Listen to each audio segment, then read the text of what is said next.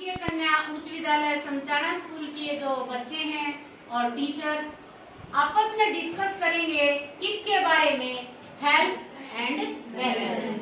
हम कैसे स्वस्थ और सही एक अच्छा जीवन जी सकते हैं। तो हमें समय समय पर हर तरह की सावधानियां रखनी पड़ेगी।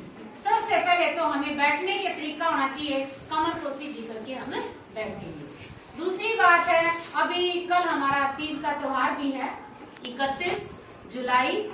तो हरियाणा में रिवाज है कि पकवान बनता है, कुछ हम बाहर से भी लेके आते हैं जैसे घेवर वगैरह, और भी बहुत सारी मिठाइयाँ होती हैं।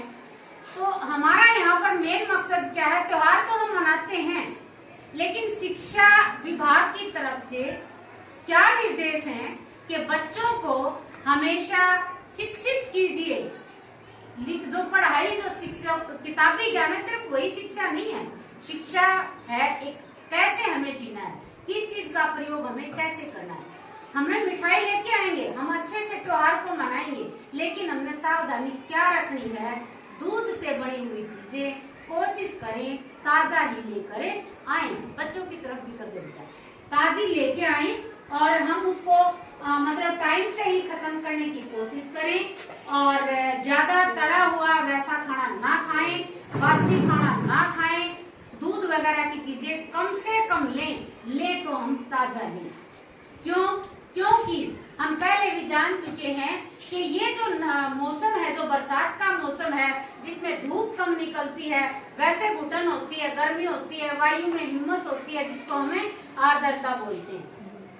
धूप नहीं निकलती, ठीक है, तापमान भी सही है, नमी भी सही है, अंधेरा भी है। कई बार बता चुके हैं। ऐसे में क्या ग्रो करते हैं, कौन चीज पनपती है, सूक्ष्म जीव। और हमारे आसपास ज्यादातर जो बीमारियां हैं वो सूक्ष्म जीवों के कारण होती है। तो तीज का त्योहार आने वाला है, वैसे भी हमने आसपास सफाई रखनी चाहिए। ये बहुत दिनों से हमारी जो है स्कीम चली हुई है।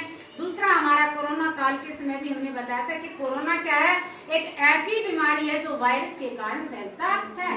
वायरस की कोई भी दवाई नहीं होती, इसमें क्या है, सावधानी ही इलाज है।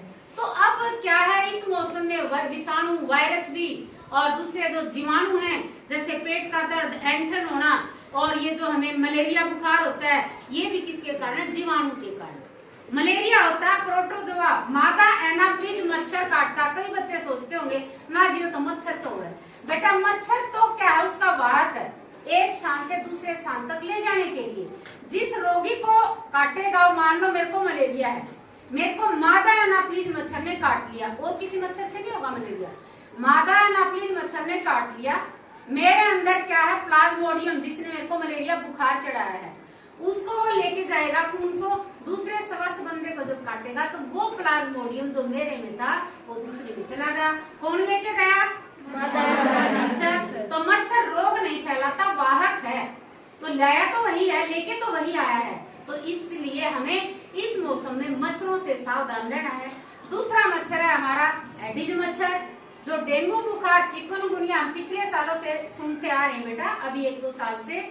डेंगू जो बुखार होता है उसमें क्या होता है बेटा, हमारे शरीर की जो प्लेटलेट्स हैं वो कम हो जाती हैं। प्लेटलेट्स का काम क्या है, खून को रोके रखना, थक्का जमाना, बाहर ना बहने देना।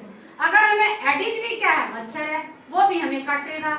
यहाँ पर ध्यान देने की बात क्या है, एडिज मच्छर की पहचान है सुबह 10 बजे, 7 से 10 बजे तक, शाम को भी जो जब सूर्य ढलता हुआ होता है उस समय ये हमें काटता है। दूसरी खासियत है, साफ पानी में पनपता है। तीसरी है, पेड़ पौधों में बहुत ज्यादा मात्रा में ये पाया जाता है, ठीक है। तो इससे बचें। कोई भी मच्छर आ, चाहे मलेरिया का है, तो वो चाहे मादा एनाफ्लिज है, चाहे वो हमारा एडिज मच्छर है, तो हम सावधानी क्या रखेंगे। सबसे पहली जो सावधानी है कि हम अपने आसपास सफाई रखेंगे, पनपने ही ना दें। फिर भी कब अगर हो जाते हैं तो सोते समय मच्छरदानी का ध्यान रखेंगे, मच्छरदानी लगाएं।